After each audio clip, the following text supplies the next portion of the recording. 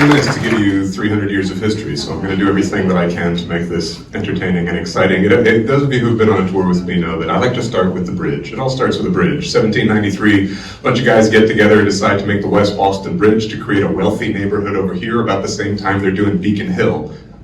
It's undeveloped, and that's pretty rare around Boston in the end of the 1700s. Turns out that no millionaires want to build their mansions in muddy, stinking tidal flats, and so this whole project fails catastrophically. The land is sold off to some new developers who decide to turn this into the American Venice and start carving canals through the neighborhood. This is why we still have Cambridge Port as a neighborhood. You can actually still take a kayak or a canoe with your kids in one of these old canals behind the CIC, but then in 1809 somebody builds a bridge in front of the Charles River. It's hard to get ships up it, doesn't make a very good port if you can't get ships in, and that fails catastrophically too. And finally, the third set of developers comes in and realize what you put on muddy, stinking tidal land is factories. Nobody wants to smell those anyway. And this becomes the manufacturing center of the greater Boston area.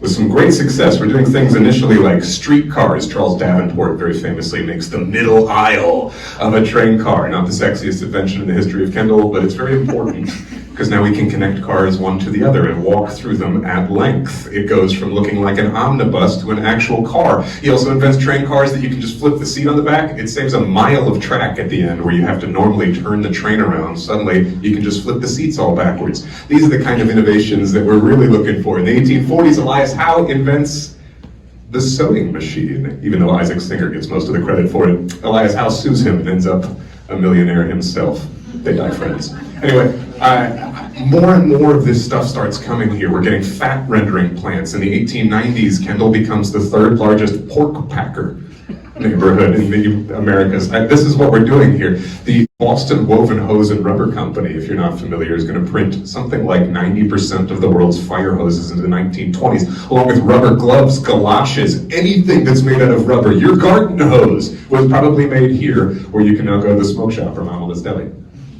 Delicious stuff. It does not smell good, to be clear. If you've never smelled a soap factory, there's several of them. We had the Unilever company here for a long, long time. In fact, MIT still hosts a building that was once their corporate headquarters. It's E52, if I'm not mistaken, over in Sloan. There's so much industry piling through here that it sort of makes sense that MIT looks at this side of the river after the dam project and the tidal basin is made. Suddenly the Charles River is not breathing. It's not expanding and contracting with every tide. And you can reclaim this land. And that's when MIT goes, we should really be on the same side of the river as Harvard, shouldn't we? And they move over here. 1916, the Great Dome goes up, and let's say with them comes what you might think of as the smart technologies, as electronics and refrigeration technology, the new telephone grid, and all kinds of wacky things are going on in here. The vice president of MIT in the 1930s is Vannevar Bush, and he catches the attention of Roosevelt, who says, you're the head of the Office of Scientific Research and Development just in time for World War II, and this becomes sort of the think tank and the development center for all of the American Defense Department, with Harvard just up the road and MIT here. We have an office of the Manhattan Project. Alfred Loomis, who is running the RAD Lab, not a place for surfers, but rather, radiation and technology for the radar, which is invented here, along with his interesting concept that if you put a radar tower 1,000 miles apart from each other and then send a signal to both of them, it's going to take a little bit longer to get to one of them than to the other, and we can triangulate your position. We still use that technology, just not with radio towers. Now it's with satellites. It's called GPS. It's crazy what's coming out of here. And nothing inspires innovation like war, but during that period of time, we come up with such an incredible array of technology that after the war, once we get into a space race with Russia, this is sort of the epicenter. We're expecting great things to come our way. There are whispers that we're going to get NASA's Spaceflight Command Center. Those are whispers. That's a rumor. It's not at all true, but we like to brag about it in tourism anyway, because you never sacrifice a good story for the truth. But we do get promised their Electronics Research and Development Center. That doesn't quite come to fruition because it's sold off, and by 1970 it's the Volpe Center. Perhaps there are some folks here from that. The thing is, we were anticipating the imminent arrival of NASA, and when it doesn't come, this area is so firmly depressed, despite being the spot where in 1946 we had invented the microwave oven. Raytheon is founded here, and in addition to all the guidance chips and all the radar towers that they're building, Percy Spencer goes to lunch one day and realizes the chocolate bar in his front pocket has melted into goo, and it was the microwaves that had cooked it, and invents a machine that looks like the size of a refrigerator. He calls it the radar range, and their subsidiary Amana gets the rights to the microwave oven. That came out of here, and then 20 years later, there's nothing here. It's dead. NASA doesn't come. We've knocked down all of our factories for their imminent arrival. So what are we supposed to do? Thank God for Edwin Land, am I right? When he's wandering through New Mexico with his daughter in 1946, taking photos, she's like, hey, I want to see one. He says, that doesn't work like that. I have to develop them. She says, why? He says, good question, and comes up with instant photography. And if it wasn't for Polaroid, that 1/3 of Cambridge's tax basis that we just saw in here, that doesn't have a sniff, a hope, a chance, a breath of existing. The parking lots are overgrown with grass. There are more rabbits than people in Kendall Square. You've seen them, they're still here, right? And then suddenly, somebody takes a chance, and things start to pop. About 1980, and let's give BXP a lot of credit for buying up a huge chunk of Cambridge and getting the project going here with Cambridge Center, with all of the life science planning that's going to take 50 years to come to fruition.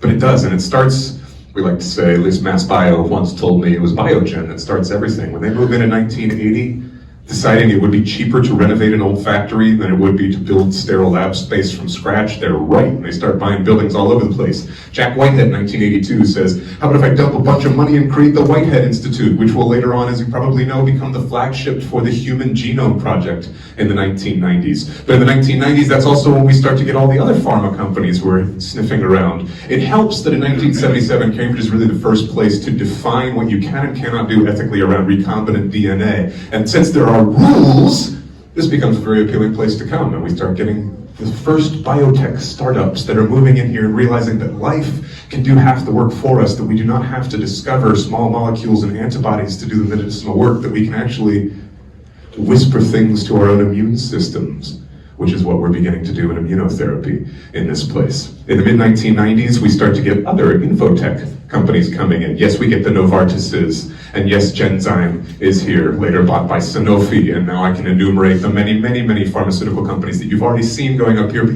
half of you work for them, so I'm sure I don't need to tell you about them. Tim Rao, can't say enough good stuff about that guy, even if he's in Asia. Hi Tim, wherever you are, if you watch this video later. 1999, CIC opens up, and it's boom! I mean, the companies that have at least had a presence or an office in the CIC, there's hundreds of them that you've never heard of. And then there's Zipcar, there's Android, there's Facebook and Apple with offices in there. Amazon tries theirs, and then they buy buildings down the road. This is where Twitter goes first, and then they decide that they like it here and they move down the road.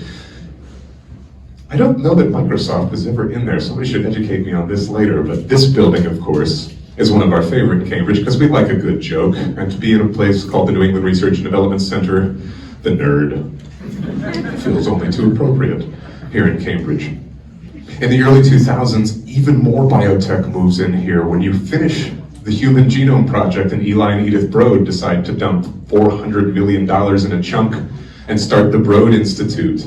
Now we have an enormous amount of research coming through, and the stuff that's coming out of MIT, the statistic is something absurd. Like if you take the 35 to 40,000 spin-off companies that have come out of MIT and put them in their own separate country, it would have a GDP of about $2.1 trillion, which means folks coming out of MIT control as much of the global economy as Brazil. This is not normal.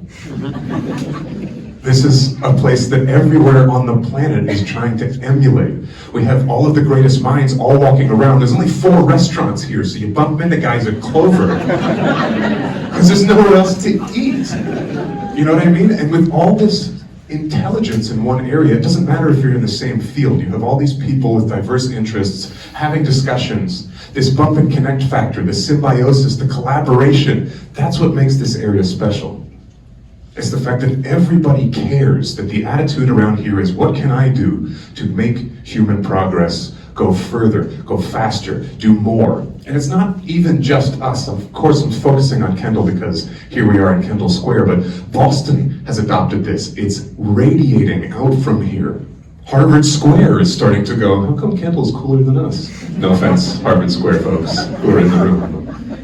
But it's all going. You can actually see some of the stuff, especially on the Boston side. We have something called the Innovation Trail, brand new. And when we talk about tourism being a big thing, is nobody, there's a famous Teddy Roosevelt quote that says, people don't care how much you know until they know how much you care. I think that's our gift, and that's the gift of everybody in this room.